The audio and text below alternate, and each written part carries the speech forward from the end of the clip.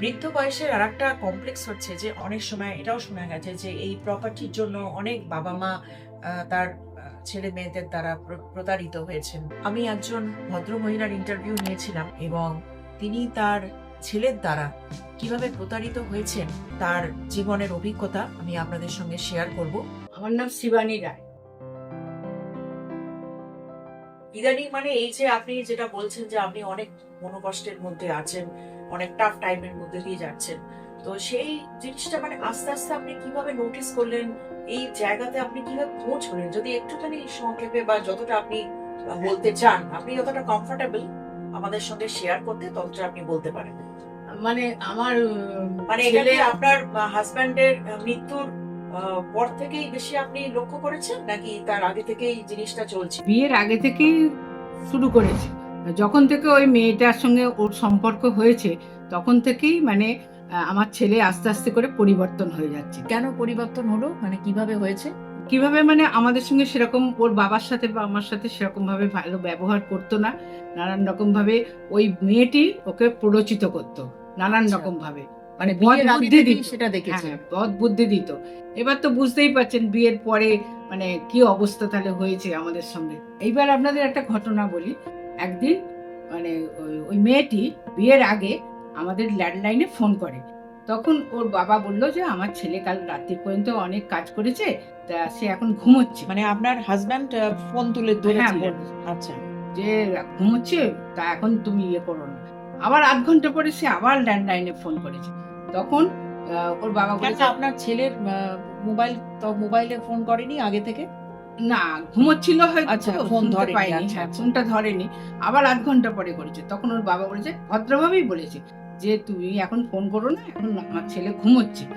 তারপরে আবার 1 ঘন্টা পরে আবার ফোন করেছে। তখন ওর বাবা একটু বিরক্ত হয়েছে, হয়ে একটু বলে জোরে বলেছে আর কি যে তুমি বারবার কেন ফোন করছো, আমি তো বললাম তোমাকে আমার ছেলে ঘুমোচ্ছে। তখন সে মানে এমন ভাবে আমার ছেলের কাছে সেটা লাগিয়েছে, মানে এ করেছে। তখন আমার ছেলে তার বাবাকে মানে খুব মানসিক ভাবে মানে নির্যাতন করেছে, যার জন্য সে এই মেয়েটির কাছে ক্ষমা চাইতে বাধ্য হয়েছে। মানে আপনার হাজবেন্ড? হ্যাঁ, আমার হাজবেন্ড। আচ্ছা, মানে ওই মেয়েটির কাছে ক্ষমা চাইতে বাধ্য হয়েছে। আচ্ছা, হ্যাঁ, বিয়ের তখন বিয়ের 1 সপ্তাহ আগে ঘটনা বলছি। আচ্ছা, আচ্ছা, আচ্ছা। এটা তো তাহলে খুবই হুম সিরিয়াস ঘটনা। আচ্ছা, আচ্ছা। তখন তো সব কার্ড ছাপানো হয়ে গেছে, সবকিছু হয়ে গেছে।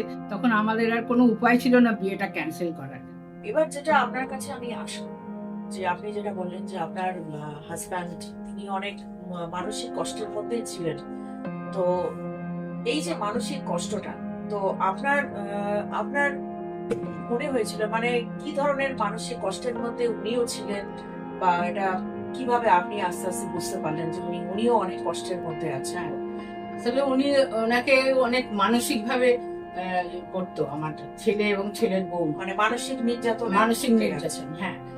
তো আপনি এই যে বললেন যে আপনার হাজব্যান্ড উনি অনেক মানসিক কষ্টের মধ্যে ছিলেন, তো উনি যখন ছিলেন, জীবিত ছিলেন, তো আপনার পরিস্থিতি তখন কিরকম ছিল? মানে উনিও যে কষ্টের মধ্যে ছিলেন, আপনিও কি সেই কষ্টের শিকার হয়েছিলেন?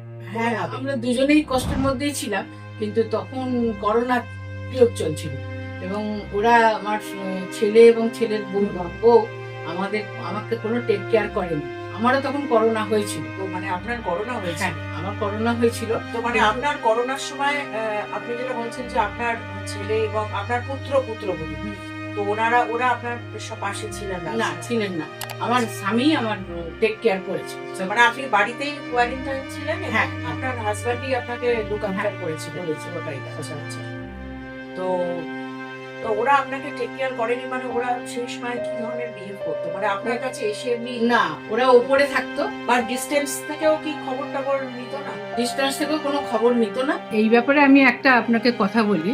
যখন থেকে মানে আমি একদিন বাথরুমে যাচ্ছিলাম, তো আমি সেদিন মাস্কটা পরতে ভুলে গেছি। মানে তখন আপনার করোনা ছিল? হ্যাঁ, তখন আমার করোনা ছিল।